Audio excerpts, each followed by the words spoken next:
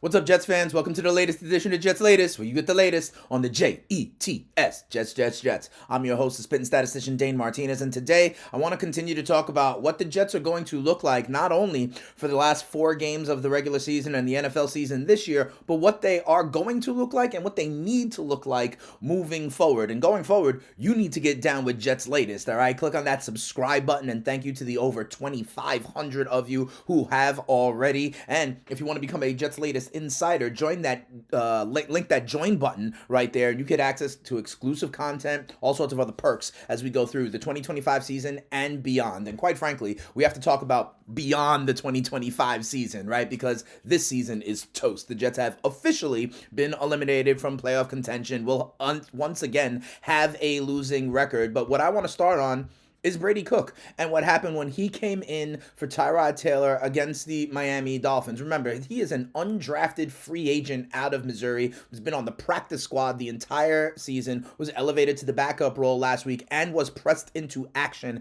after Tyrod Taylor went down with that groin injury. He went 14 of 30 for 163 yards and 2 interceptions. Now, let me tell you something. There are times when it didn't look good, but you got to remember when the starting wide receivers for the Jets now, Adonai Mitchell and John Mechie, came onto this roster. Brady Cook has no practice time with them, no reps with them. Maybe he will get some this week and it looks better. And even without all of that, he had 163 yards in 3+ quarters. You know that that's actually more than all of Justin Fields' performances, except for like 4 this season. That's better than more than half of the Justin Fields performances so far this season. And Aaron Glenn had some positive things to say. Listen to what he said. He goes, I thought Brady did some good things. He was put in a tough situation, and it's always tough for a backup quarterback to go in and get the rhythm that he needs. I thought he had command of the offense, command of the huddle. It's a tough situation because of the score. He had to drop back and throw more than he wanted to, but I thought he handled that well. I thought there's a couple of important things here. First of all, Aaron Glenn acknowledges the score. They were down 21-0, and I have been talking about it all season long. This Jets offense is not built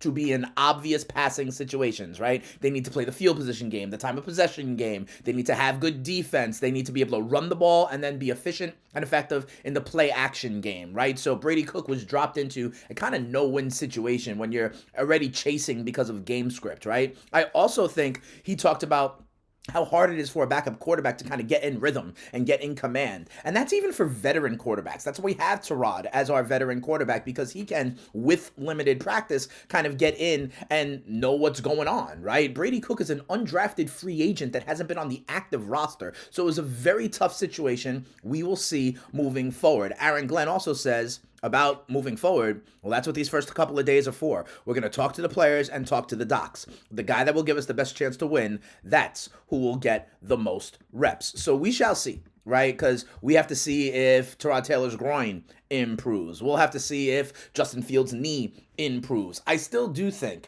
evaluating guys like Mechie, Mitchell, Mason Taylor, I do think that is the important priority, but we're going to have to evaluate Brady Cook as well to see if maybe he can be a backup quarterback and part of this plan moving forward. So we will continue to give you updates throughout the rest of the week on if it is, in fact, time to cook for the Jets offense. And I do think that with a full week of practice, with some time and prep with the guys he's actually going to be throwing to, it could look a little bit better against the Jacksonville Jaguars, who they play on Sunday. The other thing, I guess the silver lining here in what we saw after a big-time loss against Miami, and kind of, it's sinking in about how bad this team is going to be for the 2025 season, is we actually had some improvements in our draft capital for the 2026 draft and moving forward. And we trust Darren Muji to be able to identify the right talent. He had a pretty good draft this year. So let's talk about it, all right? First of all, the Jets stayed in the 7th overall pick. They lost to Miami, but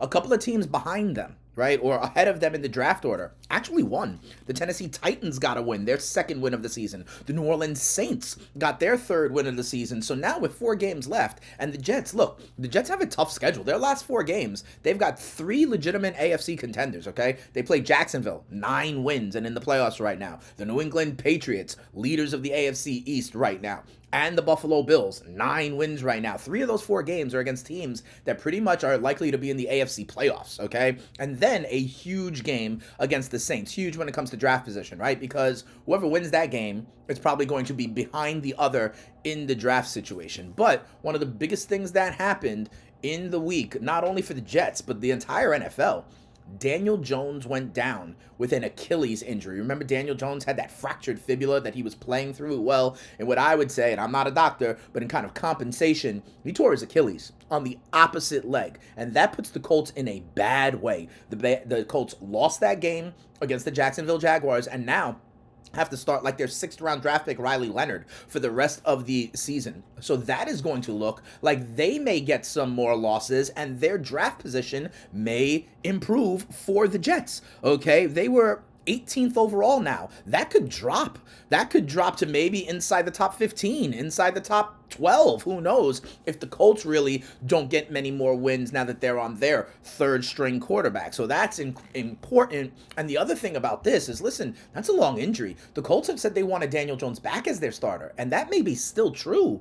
But Daniel Jones may not be ready for the beginning of next year, further compromising what the Indianapolis Colts can do as a record for even the following year when we also have their 1st-round pick. Okay, more good news is that Dallas, who we have their 2nd-round pick this year, 1st-round pick the following year, they lost to the Detroit Lions on Thursday Night Football. So their draft pick gets better in the 2nd round, okay? They're one of 5 teams that have 6 or 7 losses. 6 or 7 on the season. And those teams range in the 12th to the 18th spot in the round. So we don't have their 1st-round pick, but we do have their 2nd-round pick, right? And so that one improved as well. The Jets now have 4 picks inside the top 47 or so, and we trust Darren Muji, or at least I do, in order to kind of make those picks. So while it looked bad for the Jets, at least we got a chance to crack back into the top 5 with our 1st pick. The Colts pick maybe is going to go down and become a better, like it could wind up being like number 13 or 14 overall.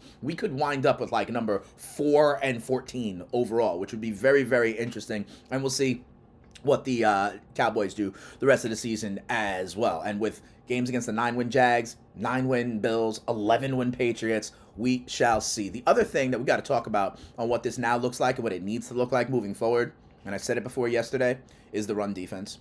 The run defense is bad. Like you say there, we can't stop a nosebleed these days. And here's some stats on it. The Jets now for the season allow 139 rushing yards per game. That is the 3rd worst in the NFL.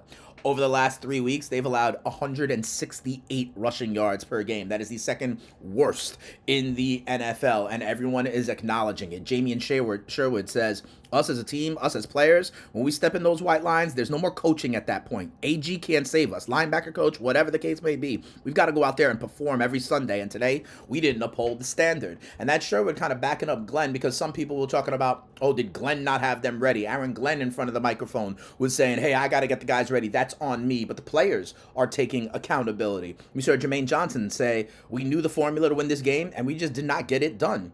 Okay, and Aaron Glenn, again, covering for his players, saying, I don't want to say it's effort. There were some missed tackles out there, and I just have to look at the whole thing when you look at the tape. Schematically, we got to look at it. Tackling, got to look at it.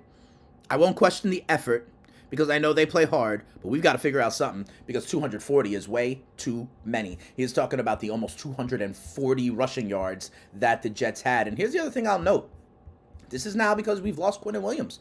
Quinnen Williams was performing as literally one of the best run-defending interior linemen in the entire league, and he's gone to Dallas. And what do you know? The Cowboys now still look better against the run, right? Juwan Briggs, Harrison Phillips, these are guys that looked all right, but next to Quinnen Williams, it was Quinnen Williams that really was the linchpin here. So this is going to need to be a priority. My hope is that guys like Mitchell and Mechie, right, can perform, making wide receiver less of a need and making the other needs in the offseason clear. And for me, that's offensive line and defense on the front 7, okay? And then I would say a safety as well, maybe wide receiver as a secondary, tertiary need. But you know Aaron Glenn and Muji want to build this from the trenches inside out, maintaining offensive line with all the free agency that we have upcoming. And something on the front 7, linebackers and D-line, has to be a priority, because it don't matter what evolutions we have. If we can't stop a nosebleed, like it says right there, we are going to be in trouble. And that's what I am seeing. Some of this may be game script. If you're down, teams are going to run more.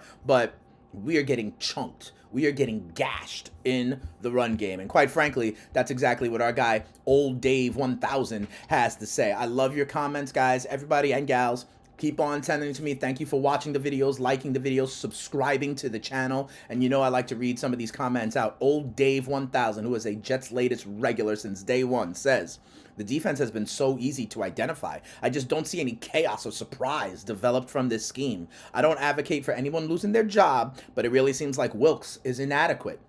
The talent deficiency magnifies the problem. Yes, I mean, we don't have our two best players that we had going into this season on defense, in Sauce Gardner and Quinnen Williams. Heck, we don't have the three best players we had on the roster going into this season, those two and Garrett Wilson, right? So obviously, yes, talent might mitigate this. Cisco, who is a guy we signed that we cared about, is gone for the rest of the year, right? So I understand we didn't have our nickel cornerback Brownlee, but that's only part of it. The center of this defense is bad.